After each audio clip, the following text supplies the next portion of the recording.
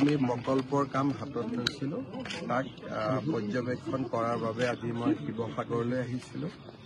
লগতে যোৱা কিছু মাহৰ পৰা ৰংঘৰত যিটো পানী জমা হোৱাৰ এটা সমস্যাৰ সৃষ্টি হৈছে তাৰ সমাধানৰ বাবেও আমি আজি কথা পাতিছোঁ আৰু মই ভাবোঁ যে অহা এমাহ ডেৰ মাহৰ ভিতৰত আমি এটা স্পষ্টভাৱে পানী ওলাই যোৱা ৰাস্তা এটা নিৰ্মাণৰ কাম হাতত ল'ব পাৰিম, যাতে অহা বছৰ এই সমস্যাটো নাথাকে। আৰু ৰংঘৰৰ প্ৰকল্পটো মোৰ দৃষ্টিত অহা 16 মাহ 18 মাহৰ ভিতৰত সম্পূৰ্ণ হৈ যাব আৰু গোটেই পৰিৱেশটোৱে পৰিৱৰ্তন হ'ব।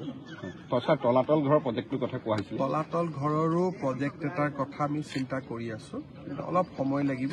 আমি 2-3টা পৰীক্ষা কৰি আছোঁ যে তলাতল ঘৰ আৰু ৰংঘৰক আমি কেনেকৈ ডিৰেক্টলি কানেক্ট কৰিব পাৰোঁ। অকণমান সময় লাগিব, কিন্তু সেইটো আমাৰ চিন্তাত আছে।